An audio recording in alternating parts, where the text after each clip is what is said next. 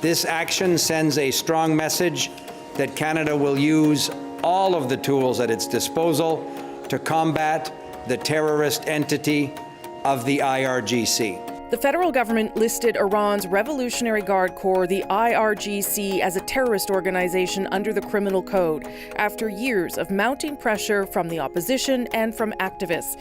Tehran has condemned the move, and Ottawa has issued a warning to Canadians. For those who are in Iran right now, it's time to come back home. And for those who are planning to go to Iran, don't go.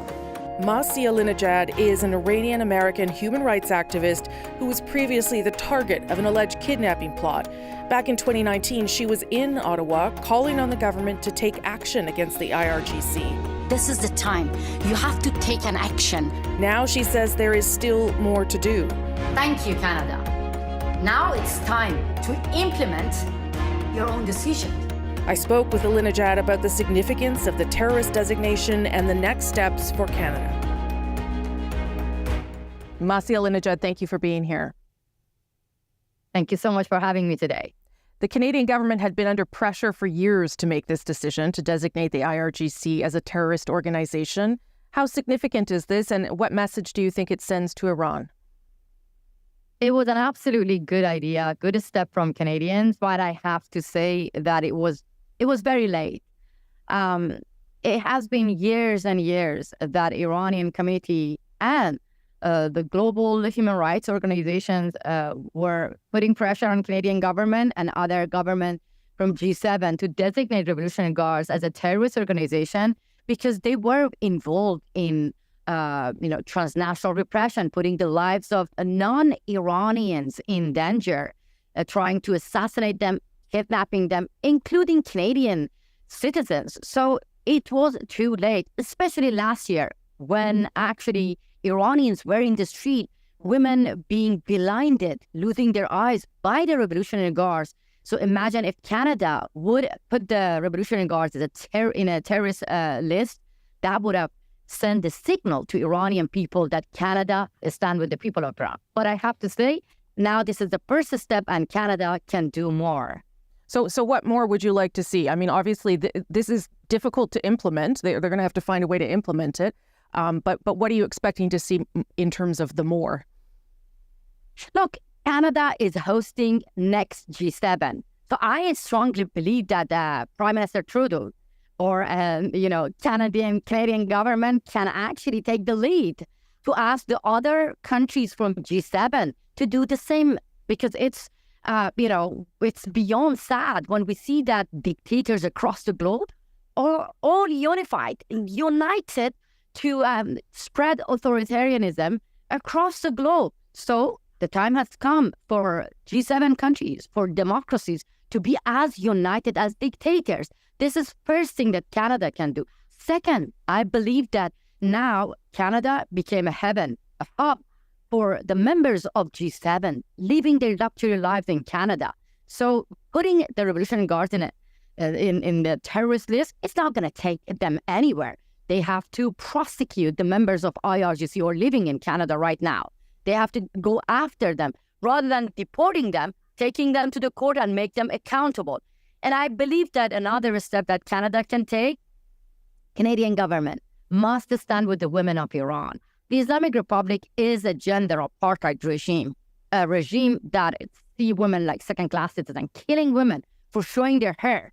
Women are not allowed to sing, to dance, to travel abroad without getting permission from their husband. So this is a gender apartheid regime. Canada can take the lead here to codify the Islamic Republic and Taliban as gender apartheid in all international laws. That would send a signal to the people of Iran that Canada is about action, not just, in theory. One of the things that happened after this decision, though, is that the Foreign Affairs Minister warned Canadians in Iran to come home, told Canadians not to go to Iran, and said if they're in Iran, keep a very low profile. How worried should Iranian Canadians be about retaliation, whether they're in Iran right now or whether they're in this country? Look, we know that the Islamic Republic is really good at taking dual national citizens. And taking like hostage diplomacy is a tool in the hand of the Islamic Republic. So for that, I believe that Canadians and other Western countries should have warned their own citizens years before, while the Islamic Republic itself announced that they're going to take citizens to help their economy, to actually get money from other countries. So I absolutely believe that this is the time, as I said, I'm going to repeat that again, G7 countries, democracies must get united to warn their own citizens not to travel Iran, because Iran, in the hand of this terrorist regime, is not a land of tourism. It is actually a place that they are terrorists, and they're using non-Iranians to oppress more people. So, and at the same time, I have to say that Iran is really good at targeting their own dissidents. Yeah. The Islamic Republic is actually good at transnational repression. So the FBI actually announced that not only me was the target of the Islamic Republic, 3 Canadians were the target of the Islamic Republic. So this is the time that Canada must take the lead and criminalize transnational repression as well.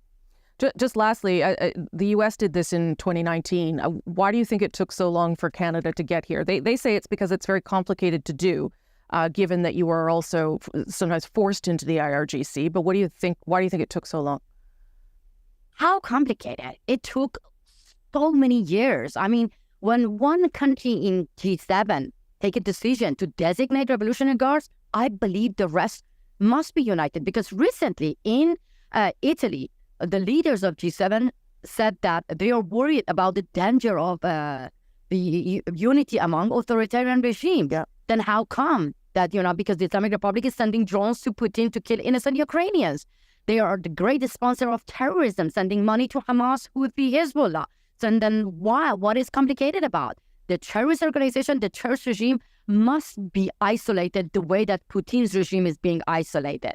Otherwise, they will get all united, the dictators, and they put democracy in danger. Masih Alinejad, thank you so much. I appreciate your time. Thank you so much for having me.